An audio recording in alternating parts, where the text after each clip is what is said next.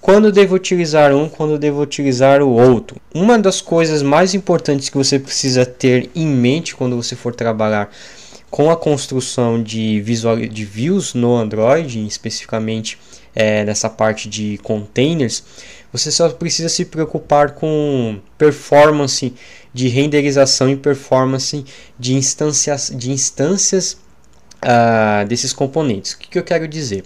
Quando você tem vários componentes alinhados um em cima do outro e você quer, vou te dar um exemplo clássico. Vamos supor, eu tenho algumas imagens aqui. Vamos supor, se você quiser criar um layout que disponha uma imagem, um campo de texto e o outro campo de texto abaixo, teoricamente você poderia dispor dessa forma, né? Você poderia ter uma image view com dois text views. Como que a gente poderia fazer isso? Existem algumas maneiras de você fazer isso, tá? E é por isso que eu quero te mostrar para você entender a parte de performance aqui, para ficar um pouco mais claro. A primeira delas é que constraint, por mais poderosa que ela seja, mais fácil de se trabalhar, ela é um pouco mais a otimização e a análise dela, no ponto de vista de desenvolvimento e performance, é um pouco pior em relação ao Relative Frame Linear, porque que ele tem que alinhar muitas constraints, ele tem que ter muitas referências de um componente para o outro. Isso acaba pesando um pouco. É claro que dependendo do que você for fazer, o peso pode ser ilegível, você acaba nem percebendo tanto esse peso, essa queda de performance aí. Mas vamos voltar nesse conceito aqui dos três principais. Se você tiver que exibir esse conteúdo no seu aplicativo, tem duas maneiras, né? A primeira maneira, mais intuitiva de você fazer isso, seria utilizar um linear layout da esquerda para a direita, né? No caso, o linear layout horizontal, onde ia ter uma imagem view aqui e um outro componente na horizontal. Logo, você teria um linear layout com uma image view e uma outra linear layout aí de cima para baixo na vertical com dois text views.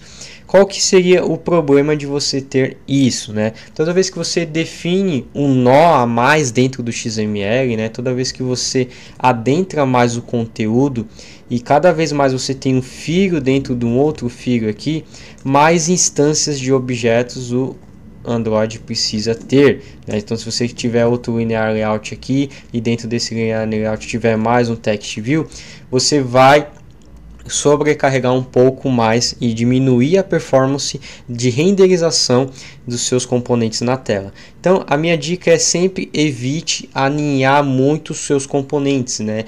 Tente procurar soluções onde você dependa apenas de uma forma única, de cima para baixo, de disposição dos componentes. Então, para resolver esse problema específico dessa tela, dá para fazer com um Relative Layout só, tá? Então você coloca um Image View e coloca os dois Text Views alinhado a essa Image View. Do ponto de vista de performance, você vai ganhar mais de instanciação e de renderização dos seus componentes, porque não vai ter mais um nó dentro se você fosse utilizar dois linear layouts para trabalhar dessa forma. Então, quando utilizar um ou quando utilizar outro, de preferência sempre utilizar componentes que não dependam de fios para colocar. Então vai depender muito do tipo de layout que você for fazer. É difícil dizer exatamente, sempre utilizo o relativo, sempre utilizo o linear. Se você for trabalhar com formulário só de cima para baixo, é muito mais prático utilizar o linear. Agora, se você vai fazer uma tela mais complexa, que nem o caso do nosso tutorial do feed do Facebook, que é uma linha mais complexa e tem a parte de aspect ratio e proporção de imagens, por exemplo. Dá até para fazer isso com percentual relative layout, mas nesse ponto inicial dá também para trabalhar com constraint layout. Então depende muito do tamanho do seu design, né, do tamanho das telas e da quantidade de componentes que vão ser dispostos nessas telas, tá? Então, de novo, a melhor forma de você saber é analisar antes do layout que você vai criar e ficar atento nesses três pontos que eu te mostrei aqui e na diferença entre eles. Agora que você já sabe a diferença entre eles, é muito mais fácil de você tomar a decisão em qual utilizar cada um deles. Então, sempre pensando nesse ponto que eu falei de otimização. Sempre evite, na verdade, colocar componentes filhos demais no seu linear, na sua disposição do seu layout.